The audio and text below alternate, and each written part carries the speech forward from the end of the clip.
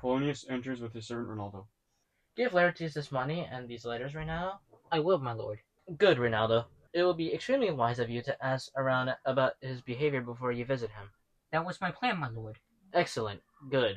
Good. First, find out what Danish people are in Paris, who they are, how much money they have, where they live, who their friends are, and how much they spend.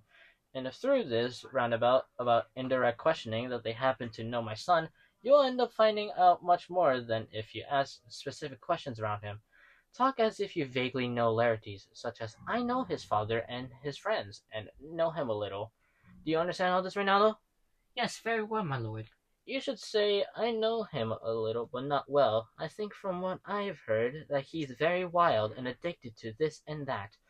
From there, create whatever lies about him that you can think of. Of course, nothing so bad that it would shame him, but be careful around that. But feel free to make up stories about the wild and crazy things that young men who are on their own typically get into. Like gambling, sir? Yes, or drinking, dueling, swearing, fighting, going to prostitutes, that sort of thing.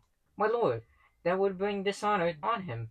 Oh no, not if you say it with the right spin. You shouldn't say that he's sexually indulgent. That's not what I mean. Instead, just mention these faults lightly, as if you think they're nothing more than the minor faults that spout in someone new to freedom, like the products of a strong mind and untamed youth, and the kind of thing that occurs in lots of young men. But, my lord. Why should you do this? Yes, my lord. I would like to know that. Alright, here's my idea, and I do think it's a bit clever. As you casually mention these minor faults and small blemishes, as if everyone has heard of them, watch the person with whom you're talking. If whoever you're talking to has ever seen Laertes do any of these things you mention, he'll mark his agreement by saying something like, good sir, or friend, or gentleman, or something like that, depending on the person's background. I understand, sir. And then, sir, after he does that, what was I about to say? By God, I was about to say something. Where did I leave off of? He'll mark his agreement by saying sir, or friend, or gentleman. He'll mark his agreements by saying, yes, right. He'll respond like this. I know the gentleman. I just saw him yesterday, or the other day, or whatever. And he'll say whom, and as you said, that he was gambling, or he was completely drunk, or getting into a fight over a tennis match, or possibly, I saw him going into a house of ill repute. That means a whorehouse, or some such thing. In this way, make sure your little lie is like bait that lures the larger truth in the open, and that's how we get wisdom and knowledge, by gradually drawing others in and indirectly finding out what we want to know. Follow my advice and you'll learn about my son. You understand me, right? I do, my lord. God bless you. Goodbye. My good lord. Make sure to observe him also with your own eyes. I will, my lord. I hope he's studying his music as he's supposed to. I understand, my lord. Goodbye.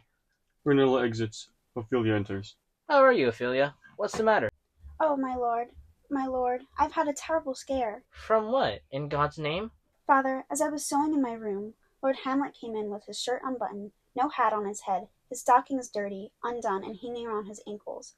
He was pale as white undershirt, and his knees were knocking together. He looked so awful, as if he had just escaped from hell. Is he madly in love with you? Father, I don't know, but to be honest, I think he might be. What did he say? He grabbed me by the wrist and held me tightly, then backed a full arm's length away, and standing with his other arm raised over his forehead, he stared at my face as if studying it in order to draw it. He stood like that for a long while.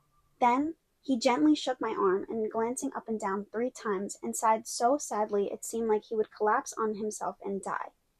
Then he let me go and walked away while staring back at me. He found his way out without looking away from me the entire time. Come with me to see the king. This is clearly the madness of love, which is an emotion so violently powerful that it can destroy itself, leading people to act as desperately and insanely as often as any other emotion known to man. I'm so sorry. Have you said anything tough or unfriendly recently? No, my good lord, but I followed your commands and sent back his letters and refused to let him see me. That has driven him crazy. I'm sorry that I didn't observe him more closely.